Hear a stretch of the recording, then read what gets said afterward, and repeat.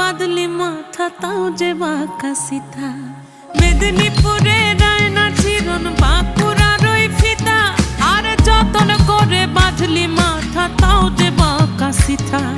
পেছ পাড়িয়া রাজগো